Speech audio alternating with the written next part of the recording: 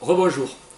Pour faire le lien avec la première vidéo, je vais vous parler des francs-maçons corrompus contre lesquels je lutte depuis 10 ans.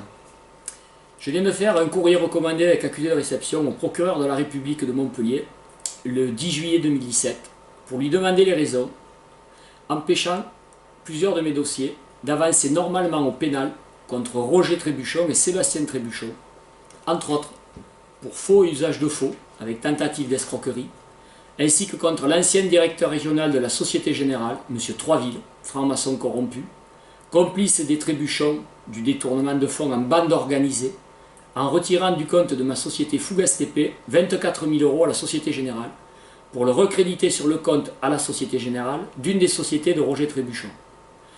Roger Trébuchon qui confirma d'ailleurs lors d'une de ses audiences auditions pénales, qu'il était bien le commanditaire du détournement des 24 000 € du compte de ma société Fougas TP vers une de ses sociétés.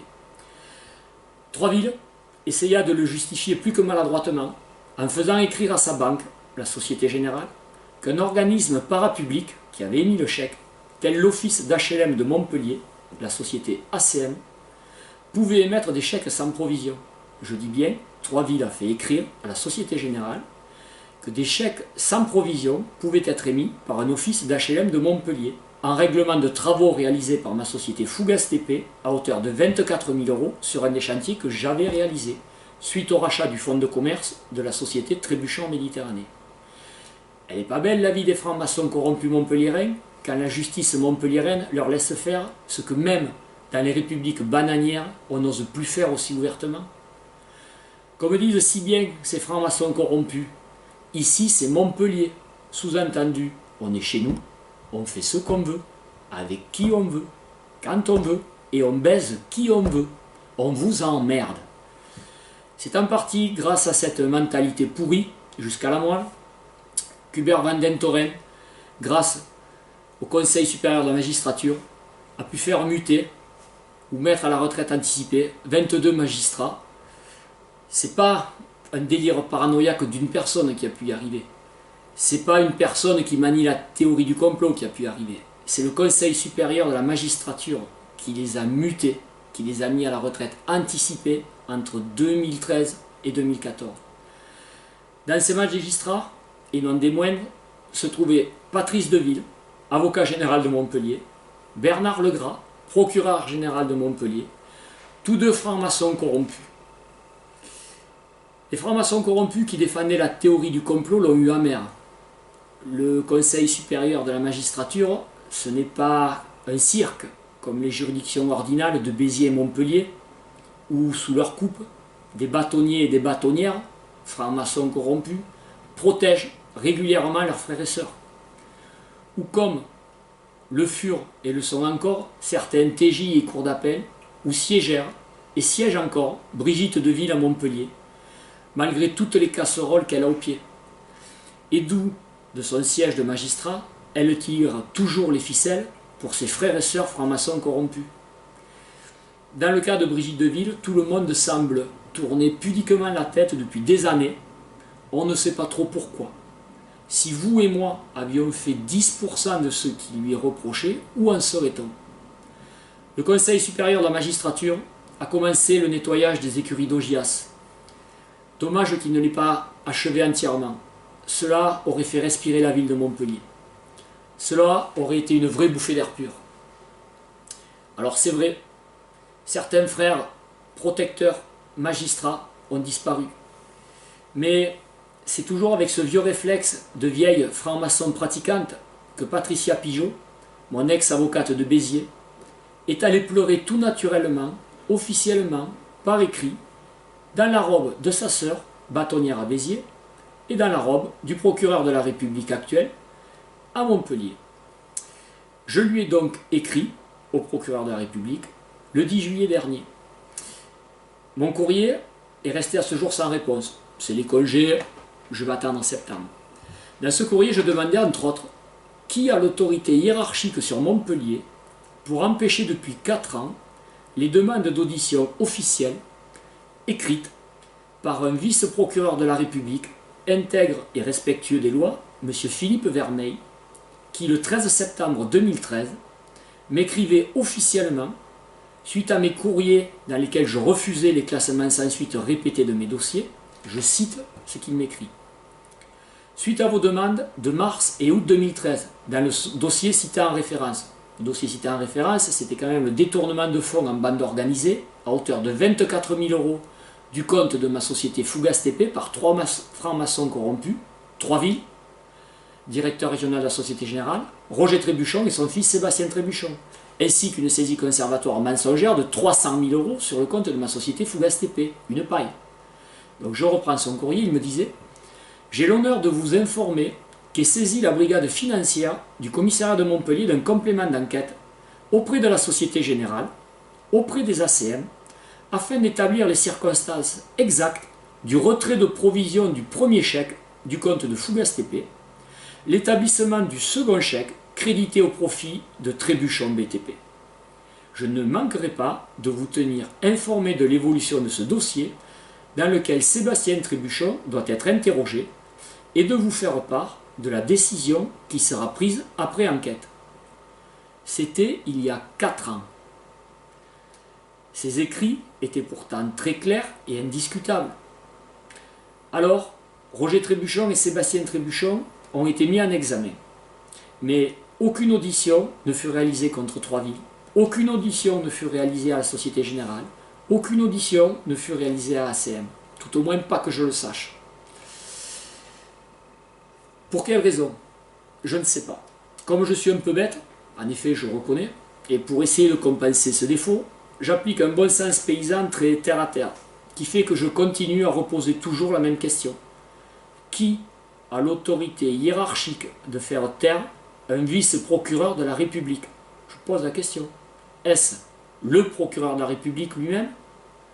Et si ce n'est le ou les procureurs de la République en poste à ces moments-là, en mars et août 2013, qui ont bloqué mes demandes, qui peut alors avoir eu suffisamment de pouvoir sur Montpellier pour empêcher des auditions demandées officiellement par écrit par un vice-procureur de la République et avoir empêché depuis 4 ans la tenue d'un procès en correctionnel en bonne et due forme? Ils sont mis en examen, les Trébuchon père et fils. C'est quand même un monde.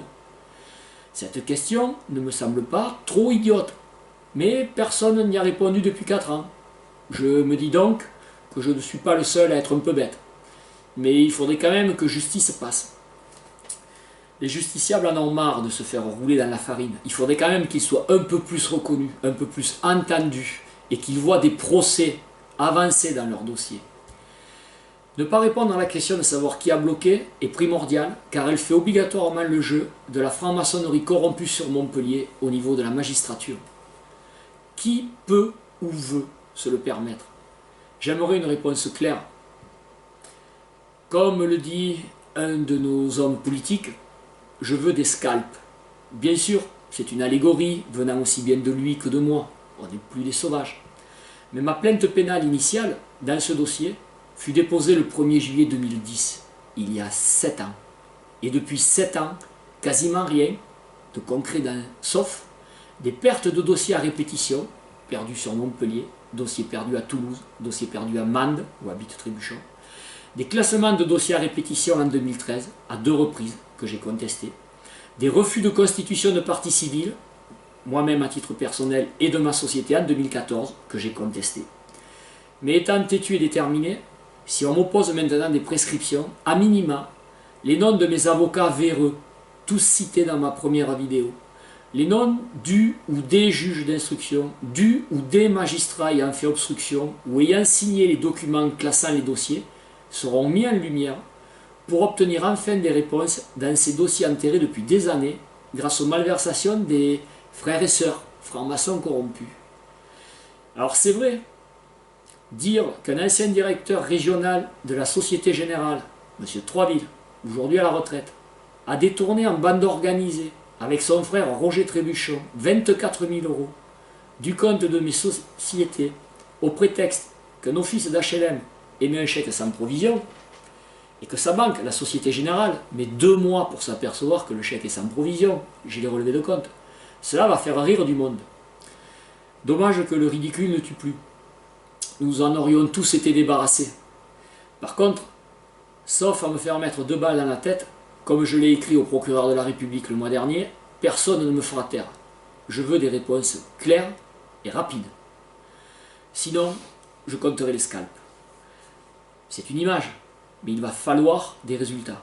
On a toujours raison de vouloir des résultats quand une action concrète a été menée, et on a toujours raison de vouloir en mesurer les effets réels. Par contre, quand il y a eu échec, on a toujours raison de vouloir le nom des coupables. C'est là les scalps dont je vous parle. Je veux le nom des coupables afin de pouvoir les poursuivre devant des juridictions intègres. Je vais maintenant changer de sujet et vous parler d'un des bras armés de la franc-maçonnerie corrompue sur Montpellier, le RSI, la Caisse des indépendants. Le RSI permet aux francs-maçons corrompus d'obtenir des cadavres d'entreprises encore fumants à dépecer par les frères et sœurs rôdant autour du tribunal de commerce de Montpellier.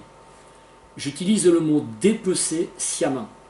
Oui, bien sûr, ce sont des hyènes, mais j'utilise ce mot parce que la raison est que Arnaud Laurent, l'avocat franc-maçon corrompu du groupe Vinci Construction France sur Montpellier, utilise régulièrement le terme dépecer quand il parle de moi depuis 2013.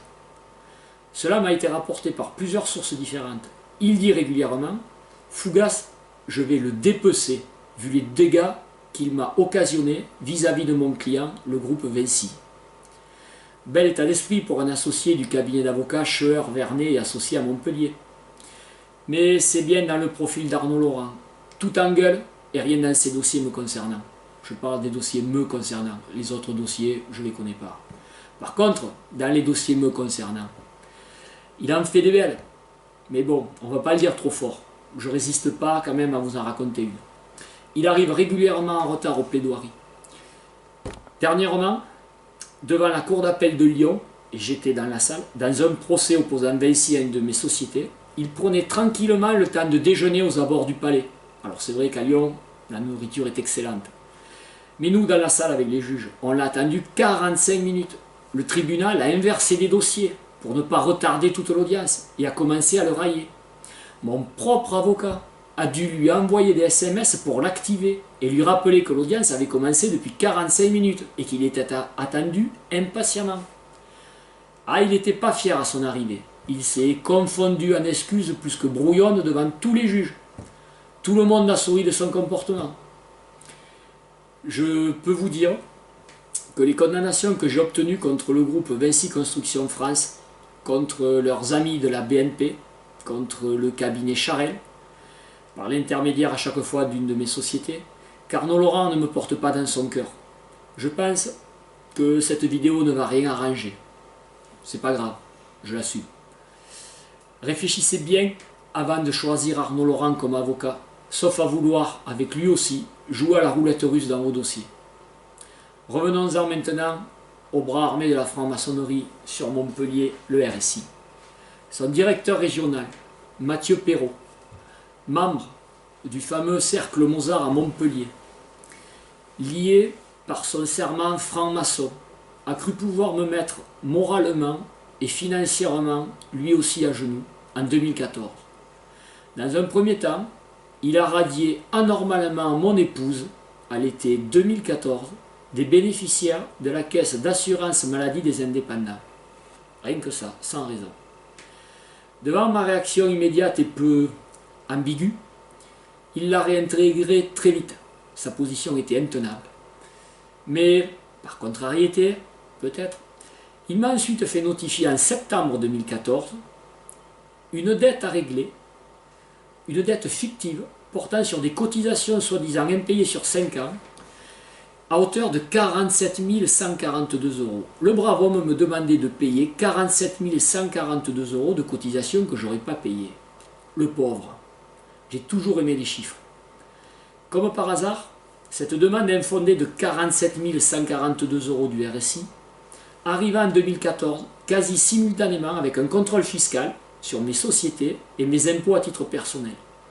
Contrôle fiscal initié sur dénonciation franc-maçonne, toujours dans le but de m'assécher financièrement, mais qui se solda par une absence totale de redressement, aussi bien à titre personnel que professionnel. Alors je sais bien qu'avec cette vidéo, je viens de m'en préparer quelques-uns à venir, mais c'est pas grave, je fais les choses en règle, Vous pouvez venir, je vous attends, je ressortirai les mêmes papiers. C'est le jeu, je l'accepte, on joue, on gagne, on perd, mais on m'a joué. Il ne faut jamais se laisser faire sans réagir. Il est inutile de vous dire que pour Mathieu Perrault, après 10 courriers, 10, pas 9, pas 11, 10 courriers recommandés avec accusé de réception, particulièrement circonstanciés, chiffrés, tous lui étant adressés personnellement, lui prouvant calcul et règlement à l'appui, les errements de ses demandes, et après l'avoir comparé par écrit, en recommandé avec accusé de réception, le 24 décembre 2014, par différentes allégories, des phrases imagées, lui et ses services au radeau de la Méduse, le fameux tableau de Géricault, peint en 1818-1819, il m'a adressé une première lettre d'excuse. Ça a dû lui coûter. Mais, comme il était sûrement contrarié, il a remis ça. Son serment franc-maçon corrompu l'a motivé pour renouveler son harcèlement moral et financier injustifié à mon égard. Il m'a adressé en mars 2015 une nouvelle mise en demeure, avant poursuite judiciaire, c'était les termes, pour un nouveau, soi-disant arriéré de cotisation injustifiée de 6 195 €. Elle n'est pas belle la vie. 42 000 €, il passe l'éponge et il en rajoute 6 000. Suite à quelques nouveaux recommandés avec accusé de réception, il dut reculer une nouvelle fois et m'adressa une deuxième lettre d'excuse concernant la mise en demeure que j'avais reçue de sa part et qui était pourtant intitulée précisément, sa mise en demeure avant poursuite judiciaire. Mathieu Perrault, lui, dans sa lettre d'excuse, l'a qualifié, je cite, de simple relance amiable. La bonne blague. Si une mise en demeure avant poursuite judiciaire est pour Mathieu Perrault une relance amiable, priez le ciel de ne jamais avoir une poursuite judiciaire avec ce brave homme. Elle n'est pas belle la vie du patron franc-maçon corrompu du RSI à Montpellier? Pourquoi ne continuerait-il pas à se pavaner au cercle Mozart? Il semble intouchable.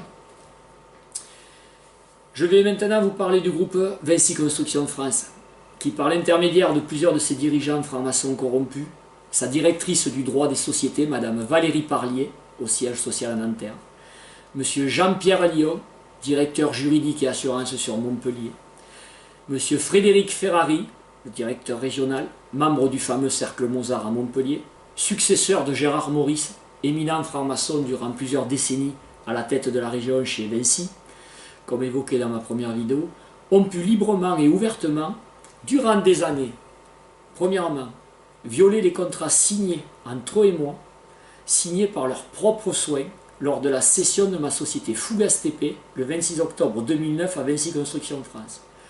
Ils ont pu mentir à plusieurs juridictions, dans différentes procédures nous opposant, avant d'être condamnés sous astreinte, je dis bien le groupe Vinci, condamné sous astreinte, à respecter les lois de la République, et surtout à respecter leur propre signature au bas des contrats qu'ils paraphent et qu'ils signent.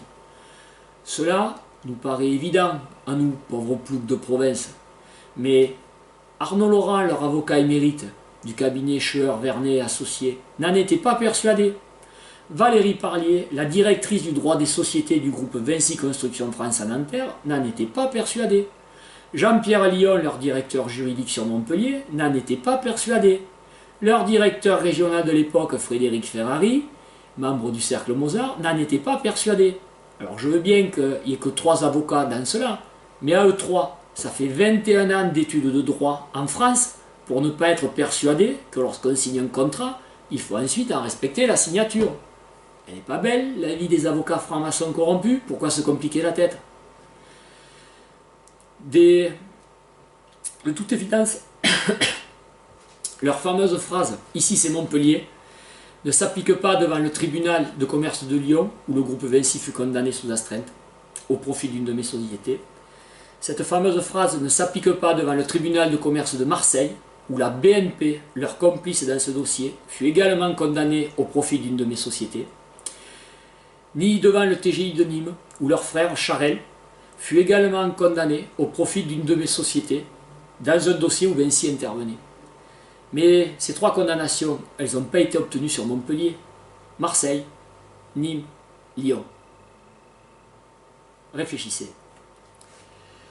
Merci donc quand même à Arnaud Laurent, avocat associé du cabinet Scheur, Vernet et Associés, pour sa pitoyable plaidoirie à Lyon, totalement hors sujet, devant le tribunal de commerce en 2015. Il y fut pris pour une balle de ping-pong et décrédibilisé immédiatement par le juge qui présidait le tribunal. Le juge, lui, par contre, il connaissait bien son dossier. Ce fut très vite plié, sans photo à l'arrivée. Personnellement, j'ai pris un bain de lait, et Arnaud Laurent une fessée mémorable dont il a longtemps gardé les stigmates. Je pense que chez Vinci, on s'en souvient encore. Je vais maintenant parler des pressions du groupe Vinci Construction en France pour faire violer à Yvon Bourrel, maire de Moguio depuis 10 ans, un jugement du tribunal administratif frappé d'un certificat de non-appel, condamnant en 2011 à hauteur de 130 000 € la mairie de Moguio contre une de mes sociétés, suite à un litige débuté en 2008.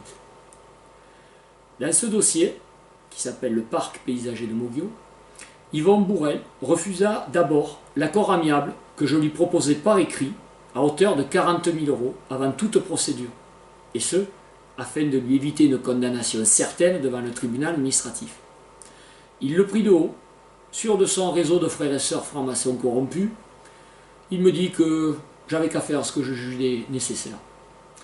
Son refus catégorique se transforma en une condamnation définitive de près de 130 000 € avec des intérêts moratoires courant toujours à ce jour sur une partie de la condamnation qu'il refuse encore de payer. Cela devrait se régler à présent assez vite. J'ai bon espoir que Vinci Construction France paye la dette. Ce même Yvon Bourrel, peu regardant sur les honoraires de son cabinet d'avocat, le cabinet d'avocat conseil de la mairie, la SCP Coulombier, Gras, Crétin, qui n'arrivait pas à lui faire comprendre les termes d'un jugement définitif. De ce fait, il préféra payer, durant plusieurs mois, des intérêts moratoires au double de ce que la loi autorisait, au double de ce que le jugement autorisait. Son cabinet d'avocat n'arrivait pas non plus à lui faire admettre le principe du paiement de la totalité du principal auquel la mairie était condamnée. Elle n'est pas belle la vie en tant que maire de Moguio. Yvon Bourrel a d'ailleurs lui aussi beaucoup d'humour. Qui est incompétent et ne mérite pas sa place au bout de tout cela? Le cabinet d'avocats de la mairie, Coulombier, Gras, Crétin, qui en tant qu'avocat n'arrive pas à expliquer à son client les termes d'un jugement définitif frappé d'un certificat de non-appel? Ou qui est incompétent? Le maire de Moguio, qui ne comprend pas les explications de son cabinet d'avocat, qui passe outre les lois et malgré tous les conseils pour faire autre chose que ce que le jugement le condamne? Ou est-ce le trésorier payeur général qui, quelles que soient les responsabilités des deux autres, a quand même durant 5 mois validé des intérêts moratoires indus au double de ce que le jugement fixait, tout en minorant à la baisse, à 25% au lieu de 100%, le paiement de la condamnation principale. On parle de 100 000 €. Je ne sais pas. Il y en a un des trois qui a merdé.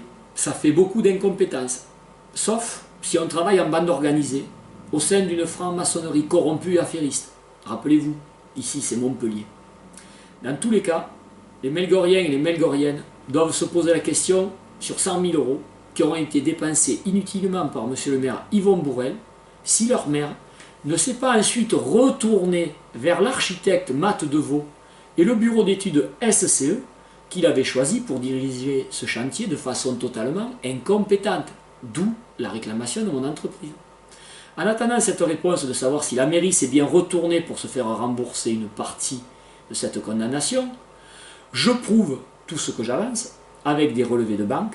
J'ai même les mandats de paiement de la mairie de Moguio, aussi bien sur les intérêts et le principal, en pourcentage, ainsi que le titre de recette qui a été fait 5 mois après, quand j'ai rué dans les brancards pour encaisser la totalité du principal. Et combien de dossiers similaires peuvent éventuellement exister dans cette commune depuis 10 ans? Aux Melgoriens et aux Melgoriennes de répondre lors des prochaines élections municipales en 2020. Je me tiens à la disposition de quiconque souhaite avoir des renseignements précis et étayés sur ce dossier. Je vais maintenant vous expliquer brièvement, la version longue sera dans mon livre en préparation, comment le groupe Vinci Construction France a asservi les services du nouveau préfet de l'Hérault, M. Pierre Pouessin. Je dis bien les services. Je pense que ce n'est pas lui qui gère ce genre d'affaires. Il a été nommé en Conseil des ministres le 16 décembre 2015 et il a pris ses fonctions à Montpellier le 5 janvier 2016. Suite à cette date, ses services bafouèrent ouvertement les décisions officielles écrites prises par son prédécesseur, le préfet Pierre Bousquet, et la sous-préfète de l'Odève, Magali Comont, dans le litige opposant le groupe Vinci Construction France à une de mes sociétés concernant le fameux dossier du parc paysager de Moguio. Quand je dis asservir, le mot n'est pas trop fort au vu du contenu contradictoire des 4 courriers officiels que la préfecture a envoyés de 2016 à 2017 à une de mes sociétés. C'est des courriers officiels à mes sociétés, et ce après l'arrivée du nouveau préfet. Ces courriers, signés par la main de la même sous-préfète de l'Odève, Magali Comont, qui après avoir mis en demeure par écrit officiellement en septembre 2015, sous l'ancien préfet, la mairie de Moguio a payé le solde du jugement du tribunal administratif la condamnant définitivement sans appel possible. Cette Magali Comont a dû avaler une grosse couleuvre enduite de vaseline. Ça a été préparé à la mode franc-maçon et ça a été dicté par Arnaud Laurent, avocat associé du cabinet Scheuer, Vernet et Associés à Montpellier. Avocat qui est payé officiellement dans ce dossier par le groupe Vinci Construction France et qui arrive à faire renier au service de la préfecture les lois de la République avec des arguments indignes d'un cabinet d'avocats qui se respecte. Mais bon, Arnaud Laurent, c'est Arnaud Laurent. Il m'a déjà prouvé par le passé qu'il n'est plus à sa près. C'est vrai qu'il préfère passer du temps en loge, de foot, de rugby ou d'autres, plutôt que de bosser les dossiers de son client, le groupe Vinci, l'opposant à ma société. Je parle des dossiers d'Arnaud Laurent me concernant. Ailleurs, il fait ce qu'il veut, c'est pas mon problème. Mais vu ce qu'il fait pour Vinci dans mes dossiers, je ne vous le conseille pas. Les services du nouveau préfet, aux ordres, comme je l'ai d'ailleurs écrit au préfet lui-même en recommandé avec accusé de réception, les 2 doigts sur la couture du pantalon, déjugea son prédécesseur sans s'encombrer de vérifier où est la loi dans ce dossier, sans même daigner me recevoir, comme je le demandais pourtant par courrier recommandé avec accusé de réception au préfet, pour expliquer ma position. J'ai peut-être tort, mais j'ai au moins le droit de la défendre. Alors que là, c'est à sens unique. La préfecture dit, Vinci m'a dit que. On rêve. Qui peut croire aux valeurs de la République quand la préfecture favorise ouvertement dans ce dossier, par 4 courriers officiels à une de mes sociétés, des courriers se contredisant tous les uns les autres? Comment peut-on croire que ça fonctionne normalement? Les services du nouveau préfet se permirent même le luxe d'écrire à ma société officiellement, par le biais de la sous-préfète de l'Odève, Magali Comont, que c'était Vinci Construction France, ils me l'ont écrit, par l'intermédiaire de leur avocat, maître Arnaud Laurent, du cabinet Scheuer, Vernet et Associés, qui dictait ce qu'elle devait écrire et qui dictait les arguments à avancer contre un jugement définitif du tribunal administratif de Montpellier, frappé d'un certificat de non-appel.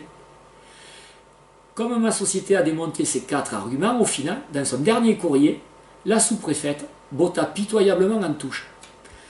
Mais le petit grain de sable que je suis va continuer à poser les bonnes questions jusqu'à obtenir des réponses qui ne changent pas d'un courrier à l'autre, au gré des vents du groupe Vinci Construction France, au gré des arguments avancés. D'ailleurs, les arguments qui ont été avancés dans ce dossier par la préfecture sont à l'image d'Arnaud Laurent, variables, mensongers, inconsistants, contraires aux positions prises officiellement par Vinci devant la juridiction de Lyon qui l'oppose à ma société. Il faut quand même le faire. Il se déjuge à 2 endroits différents. À méditer pour les clients du cabinet Scheuer, Vernet et Associés, dont Arnaud Laurent est lui-même associé. Clients qui, à l'image du groupe Vinci, payent des honoraires dispendieux, injustifiés au vu des piètres prestations assurées et des résultats souvent négatifs obtenus par Arnaud Laurent dans les dossiers opposant son client à ma société depuis 2013. Parce que dès qu'on sort de Montpellier, je fais condamner Vinci, la BNP et Charette pour les mêmes dossiers. Il faut peut-être y réfléchir un peu dans la magistrature à Montpellier. C'est regrettable que le nettoyage des écuries d'Augias ne fut pas complètement achevé sur Montpellier par le Conseil supérieur de la magistrature, car il reste à minima, à la cour d'appel de Montpellier, l'épouse de M. Patrice Deville, qui fut obligé de prendre une retraite anticipée.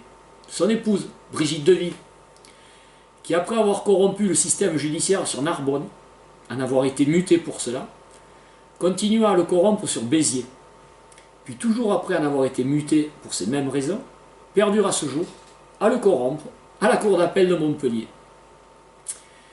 Voilà pourquoi, dans mon dossier au tribunal de commerce de Montpellier contre Roger Trébuchon et sa société Trébuchon Matériel et Services, je demande la délocalisation de mon dossier sur Castres, hors emprise de la franc-maçonnerie corrompue montpelliéraine, qui par ses membres, tels Pierre-Marie Grappin, Roger Trébuchon, l'ex-juge du tribunal de commerce de Montpellier Marty, l'ex-expert judiciaire Jacques Valette, lui corrompu par 42 000 € d'honoraires francs-maçons, validés sans broncher par le tribunal de commerce de Montpellier, ont tous gangréné ce dossier depuis 9 ans. Ils l'ont gangréné, il est pourri jusqu'à la moelle. Ce dossier est basé sur le seul mensonge de Roger Trébuchon, clairement établi par un constat d'huissier, mais repoussé dédaigneusement de la main franc-maçonne corrompue régentant le tribunal de commerce de Montpellier depuis des décennies. Je vais vous expliquer maintenant le mauvais fonctionnement de la justice ordinale sur Montpellier. La justice ordinale, c'est la justice rendue dans l'ordre par les bâtonniers vis-à-vis de leurs avocats. Je l'ai subi personnellement. Je peux donc en parler en connaissance de cause, et comme à l'habitude, j'ai toutes les preuves de ce que j'avance. Le cabinet Charel, avocat à Montpellier, qui après avoir été un des conseils de Fougas TP, ma société, chercha à masquer ses fautes professionnelles dans un dossier touchant ma société. Il essaya de rouler la petite fougasse que je suis dans la farine. Sur le coup, j'ai eu beaucoup de mal à le digérer. Même enduite copieusement de vaseline, la couleuvre ne passa pas pour moi. Mais pour lui, elle fut définitivement indigeste. Ma société le fit condamner de façon définitive, début 2017, c'est pas vieux, devant le TGI de Nîmes. Mais cela n'est arrivé qu'après une mascarade de procédure ordinale qui dura 4 ans sur Montpellier. J'ai usé, je dis bien usé, 3 bâtonniers successifs et le groupe Vinci qui couvraient par leurs mensonges leur frère Charel au titre du serment des francs-maçons corrompus. Ici c'est Montpellier, pourquoi s'en priver? Ils l'ont fait. Il est difficile de s'affranchir de ce serment car les cadavres jonchant les placards de ces francs-maçons corrompus leur permettent de se tenir les uns les autres et d'avoir des moyens de pression entre eux quand un frère répugne à s'exécuter. Parfois, ces cadavres dans les placards sont de simples vidéos, des sextapes, filmés à leur insu et ressortis au moment opportun pour leur faire changer d'avis.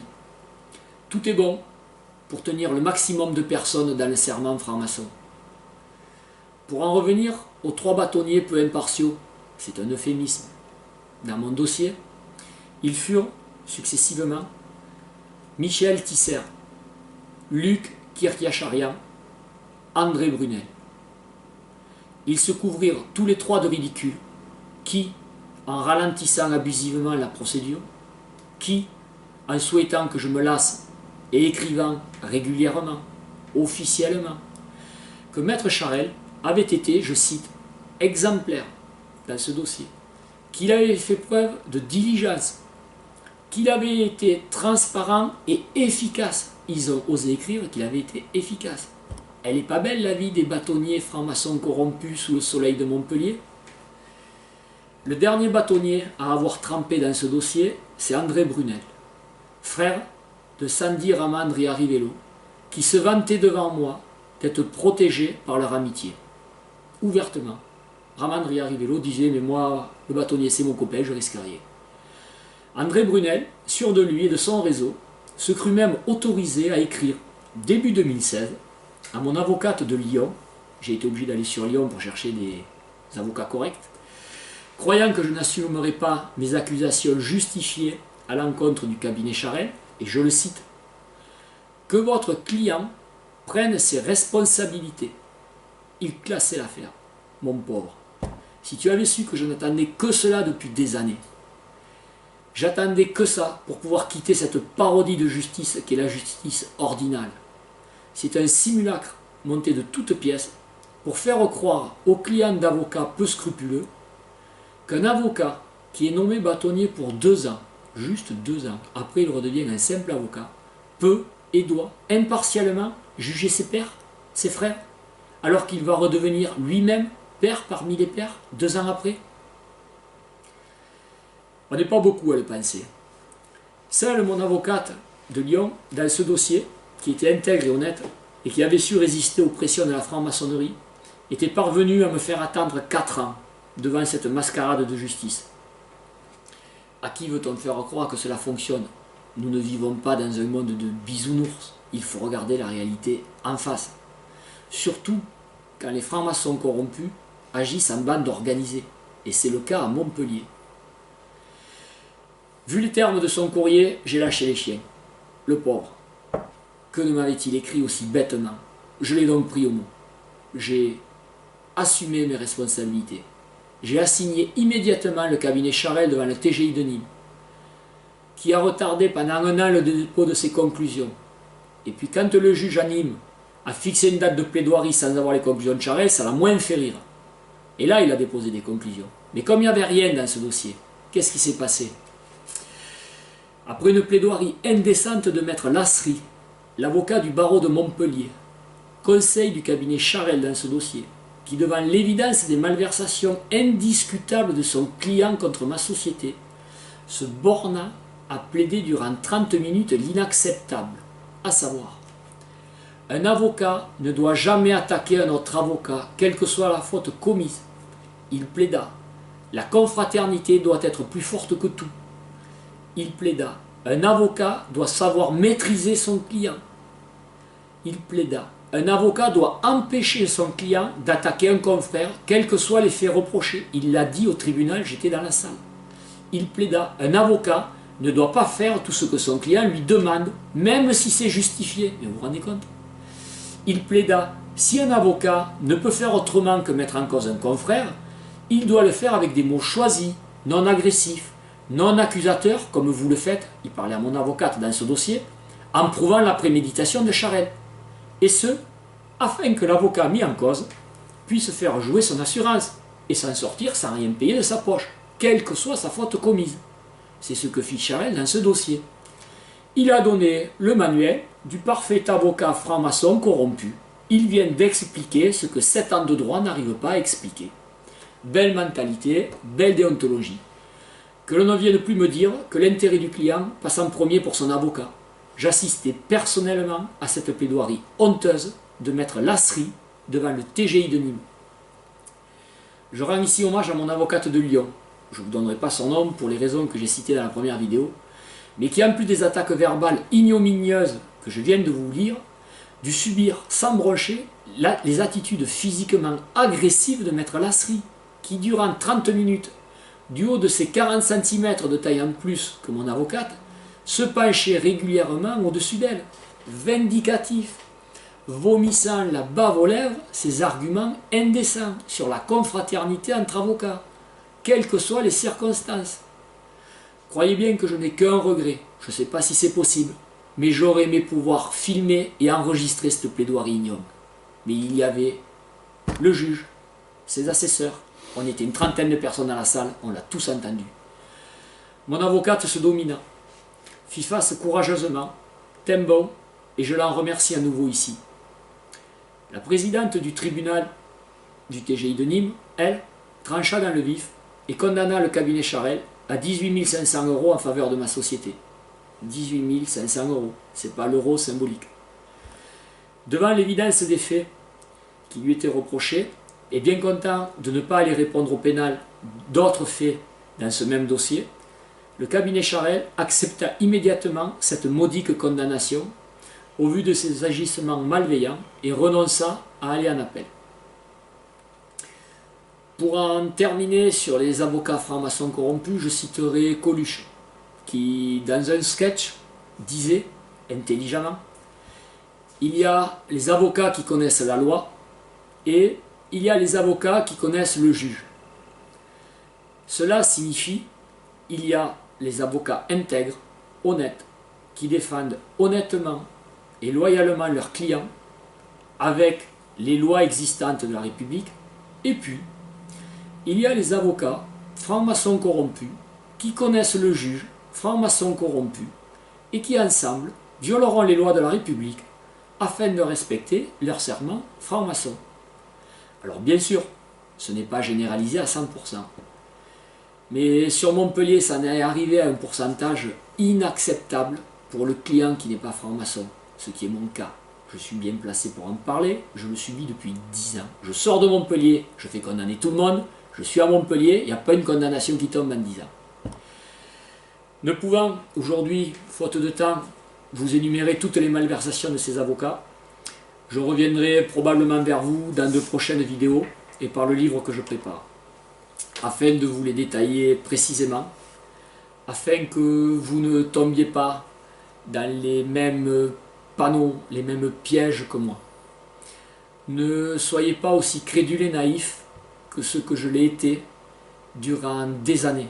On est des victimes, il faut s'en rappeler, on est des victimes. On se doit d'avoir une reconnaissance de la faute qui a été commise contre nous.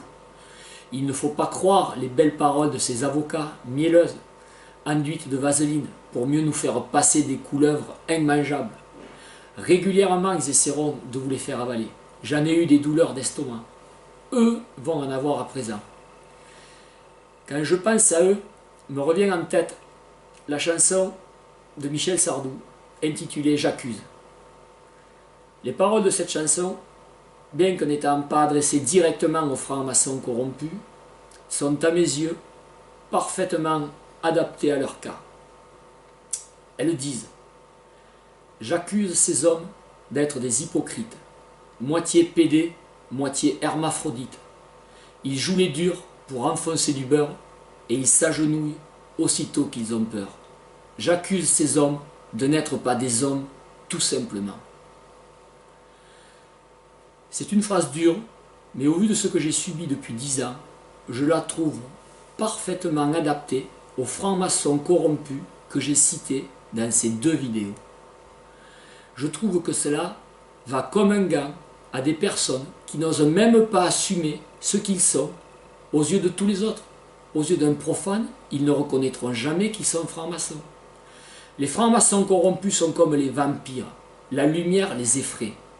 Ils la craignent, car ils ne sont bien que dans l'ombre, à l'abri des regards des lois de la République, afin de mieux voler, de mieux accaparer les actifs de leur proie, afin de mieux s'en mettre dans les poches, de se remplir les poches sur notre dos. Il faut les éclairer, ces francs-maçons dans l'ombre, chacun à leur niveau, chacun à notre niveau. C'est ce que j'ai essayé de faire par ces 2 vidéos. Je vais aussi le faire par le livre que je prépare. Ce n'est pas un choix facile, mais la vie n'est pas facile. Chacun doit prendre sa part de risque s'il veut réellement la vivre et non pas la subir en survivant dans la soumission ou la peur de ses fiottes ou d'autres personnes de leur genre. J'ai personnellement connu les menaces de mort à plusieurs reprises, à titre personnel. J'ai personnellement connu les incendies de matériel de travaux publics sur mes chantiers. On m'a brûlé des pelles à plus de 200 000 € pièce. On m'en a brûlé 4 dans Montpellier, la nuit. C'est le jeu, il faut l'accepter. Je joue, des fois je gagne, des fois je perds. Au début des années 90, quand j'ai créé l'agence Mallet, l'entreprise Mallet, travaux publics, sur Montpellier, un de mes collaborateurs qui croyait à la réincarnation m'a dit « Alain, dans ta vie précédente, tu as dû mourir trop tôt sur un champ de bataille, l'épée à la main, sans pouvoir libérer toute ton agressivité. Et aujourd'hui, c'est nous qui nous la coltinons. Mais aujourd'hui, la société a changé, on n'est plus sur un champ de bataille et il faut que tu te calmes. » La bonne blague, c'est pas possible. À l'époque, ça m'avait fait rire. J'avais 28 ans. 27 ans de plus sont passés. Aujourd'hui, j'ai 55 ans, mais j'ai toujours cette même énergie en moi. Et c'est elle, et uniquement elle, qui m'a permis de surmonter ces 10 ans de procédure et de lutte contre les malversations de la franc-maçonnerie corrompue. Je lui dois mon salut. Le mot n'est pas faible. Je dois mon salut à cette énergie. Cette énergie que mon collaborateur appelait chez Mallet agressivité, c'est ce qui me permet aujourd'hui de vous expliquer tout cela. Sans elle, comme beaucoup de victimes de la franc-maçonnerie, je ne serais pas ici. Ces francs-maçons corrompus et affairistes m'auraient tout pris depuis 10 ans. Mais j'ai rendu coup pour coup, et ce n'est pas fini. Loin s'en faut. Tant que je n'aurai pas soit récupéré l'argent que le groupe Vinci Construction France me vole encore à ce jour, je dis bien me vole encore à ce jour, et tant que je n'aurai pas obtenu réparation de chacun de mes avocats francs-maçons corrompus qui ont œuvré contre moi, je ne m'arrêterai pas. Cela fait 10 ans que je les combats. J'ai assez d'énergie à ce jour pour continuer au moins sur les 10 prochaines années. J'ai cette énergie intense qui me pousse en permanence, chaque jour, depuis ma naissance, à me battre. Je ne peux rien y faire. C'est comme ça. Je pense que je ne la perdrai que le jour de ma mort.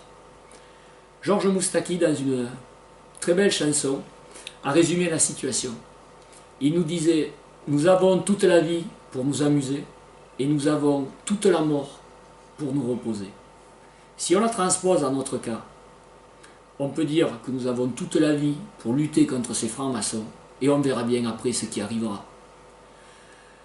Un conflit ne m'a jamais effrayé. Au contraire, je ne dis pas que je les recherche, mais je ne les fuis pas. J'en ai jamais fui un seul. J'ai eu une double fracture de la mâchoire, je me suis fait casser la tête régulièrement, mais ça ne m'a jamais arrêté. Certains de mes proches disent que je ne suis bien que dans le conflit. Peut-être. Mais si ce n'avait pas été le cas, ces 10 dernières années, j'aurais baissé les bras. J'aurais été broyé. Et à ce jour, ces francs-maçons corrompus et affairistes m'auraient déjà dépouillé de tout. Et alors, comme malheureusement beaucoup d'autres victimes, j'aurais sombré dans la dépression, ou pire. C'est cette agressivité qui m'a sauvé tant de fois. Et je l'assume, sans problème. Pensez-y, c'est cette agressivité qui peut vous sauver, qui peut vous pousser à vous battre contre eux. Comme je l'ai écrit en recommandé le 10 juillet dernier au procureur de la République, parce qu'il ne faut pas croire que les pressions n'existent pas de ces gens-là. Elles existent, elles sont très présentes. J'ai écrit au procureur, et je vais vous citer mot pour mot ce que j'ai mis dans la lettre. Je finirai peut-être, comme certains, avec 2 balles dans la tête. Les pratiques mafieuses sont toujours les mêmes. Mais je préfère mourir pour mes convictions que vivre dans la peur, en les reniant, en pliant le genou, devant des personnes ne méritant aucun respect vu leurs agissements. Pensez à apporter cette phrase. Ça veut dire qu'il y a des menaces sur moi, il y en aura sur ma famille, il y en aura sur le matériel, sur mes entreprises, mais je n'arrêterai pas. Je vais finir sur un ton plus léger, parce qu'on ne peut pas se quitter comme ça. Je m'appelle Fougas, donc je suis par définition une bonne patte. Mais si on me roule un peu trop longtemps dans la farine, comme je ne veux pas tomber dans le pétrin, je vais finir par sortir de ma boulangerie et je n'aurai pas l'attitude chrétienne de tendre l'autre joue après avoir été déjà giflé. Je rendrai coup pour coup, aussi longtemps qu'il le faudra. J'ai toujours eu tendance à appliquer les principes de ce jeune start-upper, vieux de 2000 ans, qui s'appelait Sun Tzu. Il a écrit une petite merveille, un petit recueil intitulé L'art de la guerre. Ce petit recueil, toujours valable et d'actualité dans nos sociétés modernes et parfois pour moi beaucoup trop aseptisées, est toujours enseigné depuis plus de 2000 ans dans les meilleures académies militaires de la planète. J'ai personnellement donné à plusieurs reprises aux dirigeants de Vinci Construction France, je ne vais pas dire des cours, ça serait prétentieux, je vais dire que je leur ai donné des conseils, des exemples tirés de ce recueil. Et ce, à chaque fois que eux et leurs amis, francs-maçons corrompus, perdaient une bataille contre moi. Je leur offre aujourd'hui un dernier conseil, ainsi qu'à tous ceux dans cette vidéo et tous ceux qui ont cherché intentionnellement à me nuire. Le principe fondateur de l'art de la guerre est le suivant.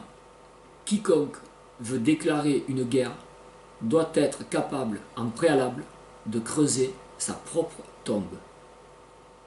Vous comprenez ce que cela veut dire? Moi, j'ai creusé la mienne il y a de nombreuses années pour avoir l'esprit libre et vivre pleinement cette vie. Aujourd'hui, je peux mourir tranquille, demain ou dans 20 ans. Et rien de ce que j'ai fait, rien de ce que j'ai dit, rien de ce que j'ai écrit, je le regretterai. J'ai creusé ma tombe pour être prêt à aller au combat. Cette vidéo en est une preuve supplémentaire si certains en doutaient encore. Alors, dernière question. À vous, les francs-maçons corrompus, qui m'avez injustement déclaré la guerre, en êtes-vous individuellement capable? Je dis bien, pouvez-vous individuellement creuser votre propre tombe pour continuer la guerre?